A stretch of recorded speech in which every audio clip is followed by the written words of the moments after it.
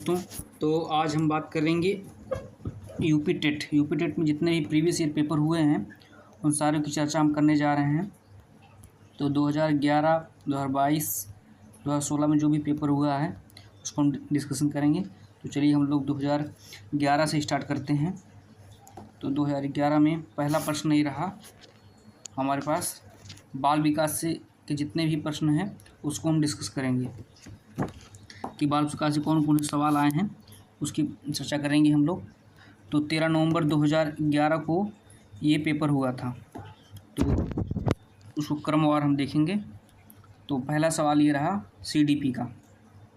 जैसा कि आपको पता ही होगा कि 30 सवाल टोटल 150 प्रश्न रहेंगे, जिसमें से 30 सवाल सीडीपी के रहेंगे और शेष सवाल और सब्जेक्ट के रहेंगे। तो पहला सवाल रहा ये, बुनियादी स्तर पर मातृभाषा में शिक्षा देना बेहतर है क्योंकि यह, पहला ऑप्शन, बच्चों में आत्मविश्वास का विकास करेगी, अधिगमन को सरल बनाएगी, बौद्धिक विकास में सहायता करेगी, प्राकृतिक वातावरण में बच्चों को सीखने में सहायता करेगी। इसका चौथा ऑप्शन सही हो जाएगा। इसमें जो सही है उसमें पहले से हमने लगाया हुआ है टिक। श्यामपट्ट पर लिखते समय सबसे महत्वपूर्ण क्या है? अच्छी लिखावट, लेखन में स्पष्टता, बड़े अक्षरों में लिखना, छोटे अक्षरों में लिखना। तो सबसे ज़रूरी चीज़ होती है अच्छी लिखावट। आपकी कक्षा में एक छात्र देर से आता है तो आप क्या करेंगे? 4 ऑप्शन दिए गए, उसमें से चुनना है। उसके अभाव को सूचित करेंगे, उसे दंड देंगे, कारण जानने की चेष्टा करेंगे, यही सही होगा। विद्यालय में विद्यार्थियों को कैसे अभिप्रेरित करना उचित है? चुने हुए अध्ययन द्वारा, प्रशासन प्रासंगिक अध्ययन द्वारा, गहन अध्ययन द्वारा, सस्वर अधिगमन द्वारा। पाँचवां, शिक्षक का उद्देश्य होना चाहिए विद्यार्थियों में व्यावसायिक कुशलता का विकास करना, विद्यार्थियों में सामाजिक जागरूकता का विकास करना, विद्यार्थी को परीक्षा के लिए तैयार करना, व्यावसायिक जीवन के लिए विद्यार्थी को तैयार करना। ऑप्शन 4 सही होगा। पाँचवां। छठवां सवाल, विद्यार्थियों में अवांछनीय व्यवहार को किंचित परिवर्तन करने में सबसे प्रभावी पद्धति है विद्यार्थियों को दंड देना, अभिभावकों के ध्यान में इसे लाना, अवांछित व्यवहार के कारणों को ढूंढना एवं उपचार का प्रबंधन करना। चौथा है इसके उपेक्षा करना। तो इसका तीसरा ऑप्शन सही हो जाएगा। आपको शिक्षक दिवस पर कुछ विद्यार्थियों ने बधाई पत्र भेजा, आप क्या करेंगे? आप उन्हें धन्यवाद देंगे, उन्हें कुछ नहीं कहेंगे, उसे पैसों की बर्बादी नहीं करने के लिए बोलेंगे, उन्हें बदले में शुभकामनाएं देंगे। तो इसका ऑप्शन सही होगा दूसरा वाला। जब एक विद्यार्थी असफल होता है तो समझा जाता है कि पद्धति असफल है, शिक्षक असफल है, पाठ्यपुस्तकें असफल है या व्यक्तिगत असफलता है। तो चौथा ऑप्शन इसका सही होगा। किसी विद्यार्थी को सबसे महत्वपूर्ण विशेषता है उत्तरदायित्व की अनुभूति, ईमानदारी, सहभागिता, आज्ञाकारिता। तो चौथा आज्ञाकारिता सही होगा। 10वां नंबर, आप किसी कक्षा में पाठ पढ़ाते हैं और एक विद्यार्थी विषय में असंबद्ध एक प्रश्न पूछता है, आप क्या करेंगे? उसे असंबद्ध प्रश्न पूछने की अनुमति देंगे, उसे असंबद्ध प्रश्न पूछने की अनुमति नहीं देंगे, उसे गैर अनुशासित समझकर दंडित करेंगे, कक्षा के बाद प्रश्न का उत्तर देंगे। तो इसका चौथा ऑप्शन सही होगा। तो 11 नंबर प्रश्न है, एक सामान्य 12 वर्ष की आयु के बच्चे में सबसे अधिक होना स्वभाव है। कुल प्रेरक संभव में कठिनाई, वयस्क को खुश करने के बारे में दुश्चिंता की अनुभूति, अब और यहाँ से उसकी रुचियों को सीमित करना, समकक्षी की अनुमोदन के लिए बेचैनी। चौथा ऑप्शन इसका सही होगा।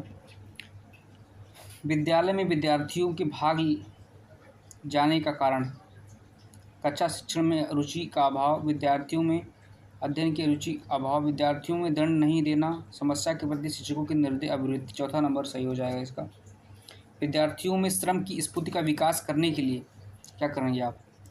शिक्षक अपने ही श्रम के प्रवृत्ति दिखाएगा, शिक्षक श्रम के महत्व का व्याख्यान करेंगे, समय समय विद्यार्थी को श्रम करने का अवसर देना पड़ेगा। यही ऑप्शन सही है। और चौथा ऑप्शन में क्या दिया गया? विद्यार्थियों को श्रम करने वाले लोगों का उदाहरण देना। तो इसमें तीसरा सही होगा। बाल विकास की परिभाषा का अध्ययन क्षेत्र है जो मानवीय सामर्थ्यों में परिवर्तन का परीक्षण करना, जीवन अवधि के दौरान व्यवहार की व्याख्या ढूंढेगा, बच्चों की वयस्क या वरिष्ठ नागरिकों के साथ तुलना करेगा, किसी बच्चे में संज्ञानात्मक, सामाजिक तथा दूसरे सामर्थ्यों में कर्मी विकास का उत्तरदायी होगा। चौथा ऑप्शन सही होगा।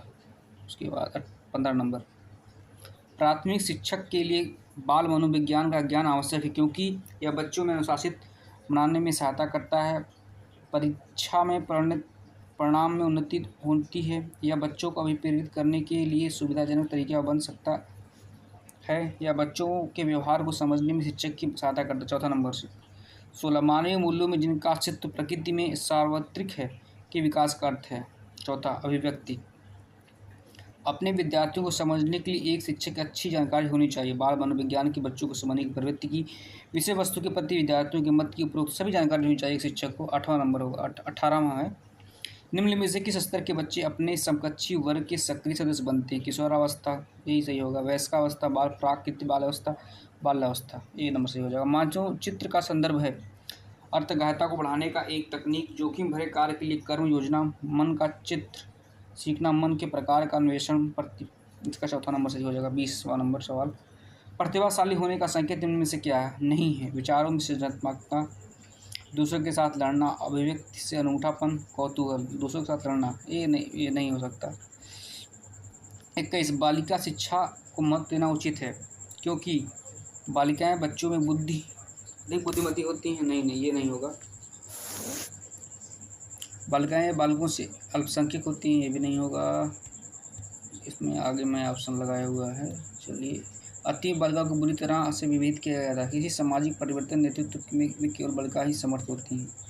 ये चौथा संबंधित शिक्षा की सफलता निर्भर करती है समुदाय के समर्थन पर पाठ्यपुस्तक की उत्कृष्टता पर। यही दूसरा ऑप्शन नंबर सही होगा। शिक्षक पद्धति का अनुपात गुणवत्ता पर शिक्षकों की आवृत्ति परिवर्तन पर।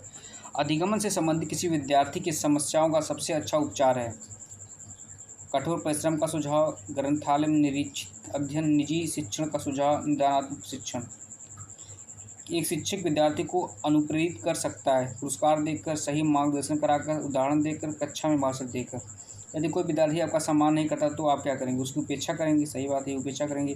परीक्षा में कम अंक देंगे ये गलत हो जाएगा। उसके अभिभावक को बात करेंगे ये भी गलत है। उसे डांटेंगे ये भी गलत है।